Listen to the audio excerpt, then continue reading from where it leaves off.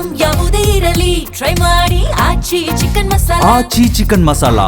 ದೇವರಾಜ ಅರಸು ಅಭಿವೃದ್ಧಿ ನಿಗಮದಲ್ಲಿ ಅಕ್ರಮದ ವಾಸನೆ ಬಂದಿದೆ. ಗಂಗಾ ಕಲ್ಯಾಣ ಯೋಜನೆಯೇ ನಾಯಕರಿಗೆ ಎಟಿಎಂ ಮಷಿನ್ ಆಯ್ತಾ ಎನ್ನುವಂತಹ ಪ್ರಶ್ನೆಗಳು ಮೂಡ್ತಾ ಇದೆ.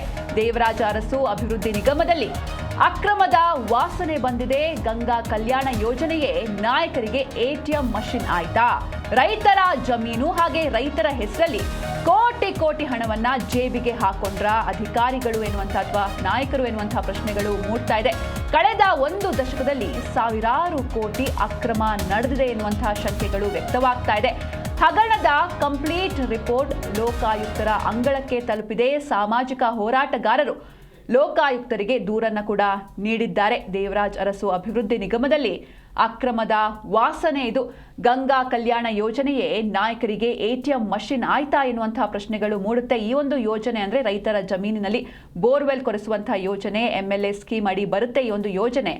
ಈ ಯೋಜನೆಯ ಹೆಸರಲ್ಲಿ ಕೋಟಿ ಕೋಟಿ ಹಣವನ್ನ ಜೇಬಿಗೆ ಹಾಕೊಂಡ್ರ ನಾಯಕರು ಎನ್ನುವಂತಹ ಪ್ರಶ್ನೆ. ಯಾಕಂದ್ರೆ ರೈತರ ಜಮೀನು ಅಥವಾ ರೈತರ ಹೆಸರಲ್ಲಿ ಇವರು ಕೋಟಿ ಕೋಟಿ ಹಣವನ್ನ ತಿಂದ್ರ. ಯಾಕಂದ್ರೆ ಕಳೆದ ಒಂದು ದಶಕದಲ್ಲಿ ಸಾವಿರಾರು ಕೋಟಿ ಅಕ್ರಮದ ಶಂಕೆ ವ್ಯಕ್ತವಾಗ್ತಾ ಇದೆ. ಹಗರಣದ ಕಂಪ್ಲೀಟ್ ರಿಪೋರ್ಟ್ ಲೋಕಾಯುಕ್ತ ಅಂಗಳಕ್ಕೆ ತಲುಪಿದೆ. 2014-15ರಿಂದ 2026ರವರೆಗೆ ಅವ್ಯವಹಾರದ ಆರೋಪಗಳು ಕೇಳಿ ಬರ್ತಾ ಇದೆ. ಕೊಳವೆ ಬಾವಿ ವಿದ್ಯುದೀಕರಣದ ಕಾಮಗಾರಿಯಲ್ಲಿ ಹಾಗಾದ್ರೆ ಅಕ್ರಮ ನಡೀತಾ ಎನ್ನುವಂತಹ ಪ್ರಶ್ನೆ ಮೂಡ್ತಾ ಇದೆ. ದಾಖಲೆಗಳಲ್ಲಿ ಮಾತ್ರ ಕಾಮಗಾರಿ ಆಗಿದೆ, ಆದ್ರೆ ನೆಲದ ಮೇಲ್ಗಡೆ ಯಾವುದೇ ಕಾರ್ಯ ನಡೆದಿಲ್ಲ. ಅಂದ್ರೆ ಕೇವಲ ಡಾಕ್ಯುಮೆಂಟ್ಸ್ಗಳಲ್ಲಿ ಇಲ್ಲಿ ಬೋರ್ವೆಲ್ ಕೊರೆಸಲಾಗಿದೆ ಅಥವಾ ಇಲ್ಲೊಂದು ಕಾಮಗಾರಿ ಆಗಿದೆ ಅಂತ ಬರ್ಕೊಂಡಿದ್ದಾರೆ, ಆದ್ರೆ ಆ ಜಾಗದಲ್ಲಿ ಕೆಲಸ ಆಗಿಲ್ಲ. ನೆಲದ ಮೇಲೆ ಯಾವುದೇ ಕಾರ್ಯ ಕಾಣಿಸ್ತಾ ಇಲ್ಲ. ಯುಟಿಲೈಸೇಷನ್ ಸರ್ಟಿಫಿಕೇಟ್ನಲ್ಲಿ ಭಾರಿ ವ್ಯತ್ಯಾಸ ಬಯಲಾಗಿದೆ. ಹಿಂದುಳಿದ ವರ್ಗಗಳ ಅಭಿವೃದ್ಧಿ ನಿಗಮದ ಆಫೀಸರ್ಸ್ ಕೂಡ ಶಾಮೀಲಾದ್ರ ಎನ್ನುವಂಥ ಪ್ರಶ್ನೆಗಳು ಮೂಡ್ತಾ ಇದೆ. ಹಾವೇರಿ ಜಿಲ್ಲೆಯ ಚೌಡದಾನಪುರ, ರಾಯಚೂರು ಹಾಗೂ ದಾವಣಗೆರೆಯಲ್ಲಿ ಈ ರೀತಿ ಅಕ್ರಮ ನಡೆದಿದೆ ಎನ್ನುವಂಥ ಆರೋಪಗಳು ಕೇಳಿ ಬರ್ತಾ ಇದೆ. ಅಂದ್ರೆ ದಾಖಲೆಗಳಲ್ಲಿ ಮಾತ್ರ ಕಾಮಗಾರಿ ಅಂತ ತೋರಿಸ್ತಾ ಇದ್ದಾರೆ, ಆದ್ರೆ ಅಲ್ಲಿ ಹೋಗಿ ನೋಡಿದ್ರೆ ಯಾವುದೇ ಕೆಲಸ ನಡೆದಿಲ್ಲ. ಯುಟಿಲೈಸೇಷನ್ ಸರ್ಟಿಫಿಕೇಟ್ನಲ್ಲಿ ಭಾರಿ ವ್ಯತ್ಯಾಸ ಕೂಡ ಬಯಲಾಗ್ತಾ ಇದೆ. ಹಾವೇರಿ ಜಿಲ್ಲೆಯ ಚೌಡದಾನಪುರ, ರಾಯಚೂರು ಹಾಗೂ ದಾವಣಗೆರೆಯಲ್ಲಿ ಈ ರೀತಿ ಅಕ್ರಮ ನಡೆದಿದೆ ಎನ್ನುವಂತಹ ಆರೋಪ. ರಾಜ್ಯಾದ್ಯಂತ ಕೋಟ್ಯಾಂತರ ರೂಪಾಯಿ ಅಕ್ರಮ ನಡೆದಿದೆ. ರಾಜ್ಯಾದ್ಯಂತ ಸಮಗ್ರ ತನಿಖೆ ಆಗಬೇಕು, ತನಿಖೆಗೆ ಆಗ್ರಹಿಸಲಾಗ್ತಾ ಇದೆ. ತಪ್ಪಿತಸ್ಥರಿಂದ ನಷ್ಟ ವಸೂಲಿ ಮಾಡೋದಕ್ಕೆ ಒತ್ತಾಯಗಳು ಕೇಳಿ ಬರ್ತಾ ಇದೆ. ಜೀ ಕನ್ನಡ ನ್ಯೂಸ್ ಬಳಿ ಇದೆ ಪ್ರತಿ ವರ್ಷದ ಆಡಿಟ್ ರಿಪೋರ್ಟ್. ಅಂದ್ರೆ ಈ ರಿಪೋರ್ಟ್ ಅಲ್ಲಿ ಒಂದು ಫೇಕ್ ಡಾಕ್ಯುಮೆಂಟ್ಸ್ ಅಥವಾ ಫೇಕ್ ಆಗಿ ಕಾಮಗಾರಿ ಆಗಿದೆ ಅಂತ ಹೇಳ್ತಿದ್ದಾರೆ, ಆದ್ರೆ ಅಲ್ಲಿ ಹೋಗಿ ನೋಡಿದ್ರೆ ಯಾವುದೇ ರೀತಿ ಕಾಮಗಾರಿಗಳು ನಡೆದಿಲ್ಲ. ಕಾಮಗಾರಿ ನಡೆದಿದೆ ಅಂತ ಹೇಳ್ಕೊಂಡು ರೈತರ ಹೆಸರಲ್ಲಿ, ರೈತರ ಜಮೀನಿನ ಹೆಸರಲ್ಲಿ ಕೋಟ್ಯಾಂತರ ರೂಪಾಯಿ ಹಣವನ್ನ ಇವರ ಜೇಬಿಗೆ ಹಾಕೊಳ್ತಾ ಇದ್ದಾರೆ ನಾಯಕರು ಎನ್ನುವಂಥ ಆರೋಪಗಳು ಕೇಳಿ ಬರ್ತಾ ಇದೆ.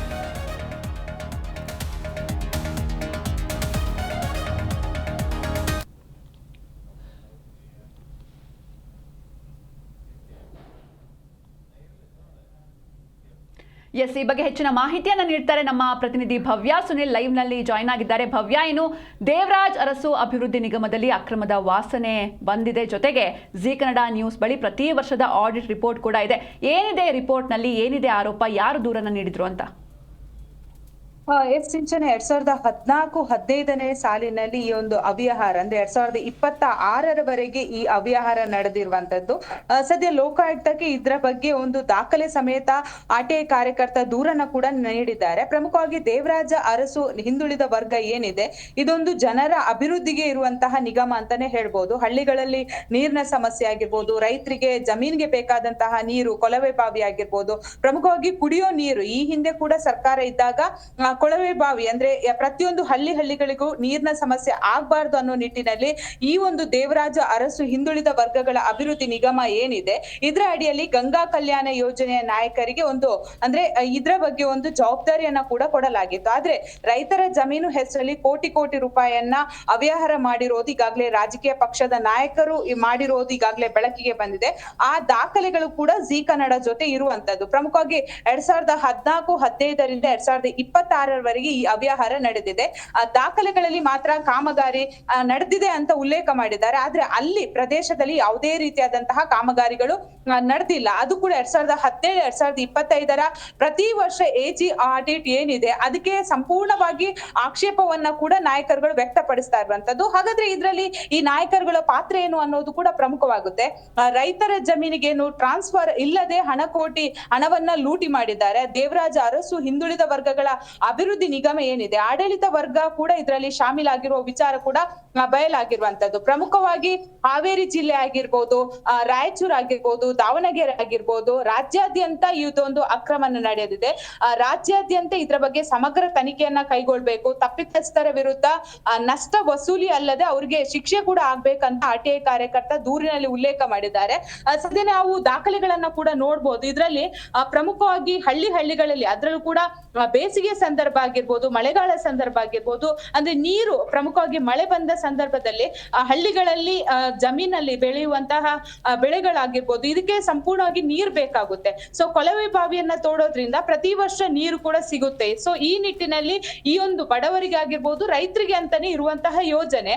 ಆದ್ರೆ ಅಲ್ಲಿ ಕಾಮಗಾರಿ ನಡೆದಿದೆ ಅಂತ ಹೇಳಿ ದಾಖಲೆಗಳನ್ನ ಕೂಡ ಸೃಷ್ಟಿ ಮಾಡಿದ್ದಾರೆ. ಆದ್ರೆ ದಾಖಲೆಗಳನ್ನ ಪರಿಶೀಲನೆ ಮಾಡಿದಾಗ ಹಾಗೇನೆ ಅಲ್ಲಿ ಹೋಗಿ ಆಡಿಟ್ ಮಾಡಿದಾಗ ಸ್ಥಳದಲ್ಲಿ ಯಾವುದೇ ರೀತಿಯಾದಂತಹ ಕಾಮಗಾರಿ ನಡೆದಿಲ್ಲ. ಹಾಗಾದ್ರೆ ಕೋಟಿ ಹಣವನ್ನ ನಾಯಕರುಗಳಾಗಿರ್ಬೋದು, ದೇವರಾಜ ಅರಸು ಆಡಳಿತ ವರ್ಗದಲ್ಲಿರುವಂತಹ ಅಧಿಕಾರಿಗಳು ಆ ಹಣವನ್ನು ಏನ್ ಮಾಡಿದ್ರು ಅನ್ನೋ ಪ್ರಶ್ನೆ ಕೂಡ ಇಲ್ಲಿ ಉದ್ಭವವಾಗುತ್ತೆ. ಯಾಕಂದ್ರೆ ನೀರು ಅನ್ನೋದು ಎಲ್ಲರಿಗೂ ಕೂಡ ಬಹಳಷ್ಟು ಪ್ರಾಮುಖ್ಯತೆ ಇರುವಂತದ್ದು. ಯಾಕಂದ್ರೆ ಬೇಸಿಗೆ ಕಾಲ ಬಂದ್ರೆ ಸಿಲಿಕಾನ್ ಸಿಟಿ ಸೇರಿದಂತೆ ಹಳ್ಳಿಗಳಲ್ಲಿ ಕೂಡ ನೀರಿಗೆ ಹಾಹಾಕಾರ ಸೃಷ್ಟಿಯಾಗುತ್ತೆ.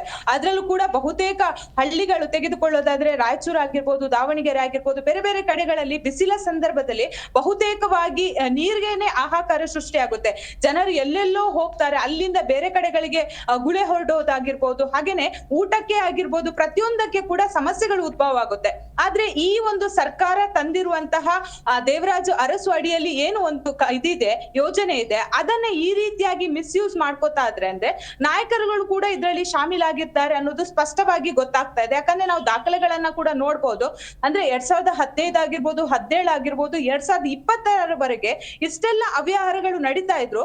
ಸಿಎಂ ಯಾಕೆ ಸುಮ್ಮನಿದ್ದಾರೆ ಅನ್ನೋ ಪ್ರಶ್ನೆ ಕೂಡ ಇಲ್ಲಿ ಉದ್ಭವ ಆಗುತ್ತೆ. ಯಾಕಂದ್ರೆ ಸಿಎಂ ನ ಗಮನಕ್ಕೆ ಬರದೆ ಈ ರೀತಿಯಾದಂತಹ ಕೃತ್ಯಗಳು ನಡೀತಾ ಇದೆಯಾ ಅನ್ನೋದು ಕೂಡ ಇಲ್ಲಿ ಪ್ರಶ್ನೆಯಾಗಿ ಮೂಡುತ್ತೆ. ಯಾಕಂದ್ರೆ ನೀರಿನ ವಿಚಾರ ಬಂದಾಗ ಪ್ರತಿ ಬಾರಿ ಕೂಡ ಸರ್ಕಾರ ಹೇಳುತ್ತೆ ಪ್ರತಿ ಜಿಲ್ಲೆಗಳಲ್ಲಿ ಕೂಡ ಕೊಳವೆ ಬಾವಿಯಿಂದ ಹಿಡಿದು ಎಲ್ಲಾ ರೀತಿಯಾದಂತಹ ತಯಾರಿಗಳನ್ನ ರೈತರಿಗೋಸ್ಕರ ಮಾಡಿದ್ದೀವಿ ಅಂತ. ಆದ್ರೆ ಇದನ್ನ ನೋಡುವಾಗ ಎಲ್ಲಿ ಮಾಡಿದ್ದಾರೆ ಅನ್ನೋ ಪ್ರಶ್ನೆ ಕೂಡ ಸೃಷ್ಟಿಯಾಗುತ್ತೆ. ಅದೇನೇ ಇದ್ರೂ ಕೂಡ ಸದ್ಯ ಲೋಕಾಯುಕ್ತಕ್ಕೆ ದೂರು ದಾಖಲಾಗಿದೆ, ಅದು ಕೂಡ ದಾಖಲಾತಿಗಳನ್ನ ಕೂಡ ಕೊಡಲಾಗಿದೆ. ಇದನ್ನ ತನಿಖೆಯನ್ನಾದ್ರೂ ಮಾಡಿ ಸರಿಯಾದ ಕ್ರಮವನ್ನ ಕೈಗೊಳ್ತಾರೆ. ಯಾರೆಲ್ಲ ತಪ್ಪಿತಸ್ಥರಿದ್ದಾರೆ, ಯಾಕಂದ್ರೆ ಎಲ್ಲ ಕೂಡ ನಾವು ದೃಶ್ಯಗಳನ್ನ ನೋಡ್ಬೋದು. ಒಮ್ಮೊಮ್ಮೆ ಘಟನೆ ನಡೆದಾಗ ಅಲ್ಲಿ ಯಾರು ತಪ್ಪಿತಸ್ಥರಿರ್ತಾರೆ ಅಂದ್ರೆ ಅಧಿಕಾರಿಗಳನ್ನ ತಲೆದಂಡ ಮಾಡ್ತಾರೆ ಬಿಟ್ರೆ ಇದರಲ್ಲಿ ಇನ್ವಾಲ್ವ್ ಆದಂತಹ ರಾಜಕಾರಿಗಳನ್ನ ಯಾವುದೇ ಕಾರಣಕ್ಕೂ ತಲೆದಂಡ ಮಾಡಲ್ಲ. ಈ ಪ್ರಕರಣದಲ್ಲಿ ರಾಜಕಾರಣಿಗಳನ್ನ ತಲೆದಂಡ ಮಾಡ್ತಾರ ಅಥವಾ ಅಧಿಕಾರಿಗಳನ್ನ ತಲೆದಂಡ ಮಾಡ್ತಾರ ಅನ್ನೋ ಪ್ರಶ್ನೆ ಕೂಡ ಉದ್ಭವ ಆಗುತ್ತೆ. ಯಾಕಂದ್ರೆ ರಾಜಕಾರಣಿಗಳ ಕುಮ್ಮಕ್ಕಿಲ್ಲದೆ ಇಷ್ಟೊಂದು ಅವ್ಯವಹಾರ ನಡೆಯೋದಕ್ಕೆ ಸಾಧ್ಯನೇ ಇಲ್ಲ. ಈ ಪ್ರಕರಣದಲ್ಲಿ ಬಹಳಷ್ಟು ಕೋಟಿ ವ್ಯವಹಾರ ನಡೆದಿರುವಂತದ್ದು. ಪ್ರತಿ ವರ್ಷ ಕೂಡ ನೀರಿಗೆ ಅಂತ ಬಜೆಟ್ ಅಲ್ಲಿ ಹಣವನ್ನ ಇಡ್ತಾರೆ. ಹಾಗಾದ್ರೆ ಹಣ ಎಲ್ಲ ಎಲ್ಲಿ ಹೋಗ್ತಿದೆ ಅನ್ನೋ ಪ್ರಶ್ನೆ ಕೂಡ ಇಲ್ಲಿ ಉದ್ಭವ ಆಗುತ್ತೆ. ಅದೇನಿದ್ರು ಕೂಡ ಲೋಕಾಯುಕ್ತ ಸರಿಯಾದ ರೀತಿ ತನಿಖೆಯನ್ನ ನಡೆಸಿ ಯಾರು ತಪ್ಪಿತಸ್ಥರಿದ್ದಾರೆ ಅವರ ಬಗ್ಗೆ ಸೂಕ್ತ ಕ್ರಮವನ್ನ ಕೈಗೊಳ್ಬೇಕು. ಮತ್ತೊಂದ್ ಕಡೆ ಸಿಂಚನ ನಾವು ಗಮನಿಸಬಹುದು, ಲೋಕಾಯುಕ್ತ ಕೂಡ ಈಗ ರಾಜ್ಯ ಸರ್ಕಾರದ ಅಧೀನದಲ್ಲಿರುವಂತದ್ದು. ಹಾಗಾದ್ರೆ ಸರಿಯಾದ ರೀತಿ ತನಿಖೆಯನ್ನ ನಡೆಸ್ತಾರ ಅಥವಾ ಇದನ್ನ ಬೇರೆ ಏನಾದ್ರೂ ವಿಂಗಿಗೆ ಕೊಡ್ಬೇಕಾ ಅನ್ನೋ ಪ್ರಶ್ನೆ ಕೂಡ ಇಲ್ಲಿ ಉದ್ಭವ ಆಗುತ್ತೆ. ಯಾಕಂದ್ರೆ ಲೋಕಾಯುಕ್ತ ರಾಜ್ಯ ಸರ್ಕಾರದ ಅಧೀನದಲ್ಲಿರೋ ಕಾರಣಕ್ಕಾಗಿ ರಾಜ್ಯ ಸರ್ಕಾರದ ಕಾಂಗ್ರೆಸ್ನ ನಾಯಕರುಗಳು ಭಾಗಿಯಾಗಿದ್ದಾರೆ ಅಥವಾ ಈ ಹಿಂದೆ ಇದ್ದಂತೆ. ಯಾಕಂದ್ರೆ ಪ್ರತಿ ವರ್ಷ ಕೂಡ ಅವ್ಯವಹಾರ ನಡೀತಾ ಇದೆ. ಹಾಗಾದ್ರೆ ಪ್ರತಿ ವರ್ಷ ಅಂದ್ರೆ ನಾವು ನೋಡ್ತಾ ಇರ್ಬೋದು 5 ವರ್ಷಕ್ಕೊಮ್ಮೆ ಸರ್ಕಾರ ಚೇಂಜಸ್ ಆದಾಗ ಈ ಹಿಂದೆ ಬಿಜೆಪಿ ಇತ್ತು, ಆಗಿನ ಕಾಲದಲ್ಲಿ ಕೂಡ ಈ ಘಟನೆ ಬೆಳಕಿಗೆ ಬಂದಿತ್ತು. ಯಾಕೆ ಆಗಿದ್ದ ಸಿಎಂ ಕ್ರಮ ಕೈಗೊಂಡಿಲ್ಲ ಅನ್ನೋ ಪ್ರಶ್ನೆ ಕೂಡ ಉದ್ಭವ ಆಗುತ್ತೆ. ಹಾಗಾದ್ರೆ ಪ್ರತಿ ರಾಜಕಾರಣಿಗಳು ಕೂಡ ಇದರಲ್ಲಿ ಭಾಗಿಯಾಗ್ತಾ ಇದ್ದಾರಾ, ನೀರಿನ ಹೆಸರಲ್ಲಿ ಕೋಟಿ ಹಣ ಲೂಟಿ ಮಾಡ್ತಾ ಇದ್ದಾರಾ ಅನ್ನೋ ಪ್ರಶ್ನೆ ಕೂಡ ಇಲ್ಲಿ ಉದ್ಭವ ಆಗುವಂತದ್ದು. ಅದೇನಿದ್ರು ಕೂಡ ಜನಸಾಮಾನ್ಯರಿಗೆ ಸಿಗ್ಬೇಕಾದಂತಹ ನೀರಲ್ಲಿ ಕೂಡ ಇವರು ಹಣವನ್ನ ನುಂಗ್ತಾ ಇದ್ದಾರೆ ಅಂದ್ರೆ ಎತ್ತ ಸಾಕ್ತಾ ಇದೆ ನಮ್ಮ ಸಮಾಜ ಅನ್ನೋ ಕೃತ್ಯ ಕೂಡ ಇಲ್ಲೊಂದು ಬೆಳಕಿಗೆ ಬರುತ್ತೆ. ಸಿಂಚನ. ಓಕೆ, ಥ್ಯಾಂಕ್ ಯು ಭವ್ಯ. ಸುನಿಲ್, ನಿಮ್ಮೆಲ್ಲ ಡೀಟೇಲ್ಸ್ಗಾಗಿ.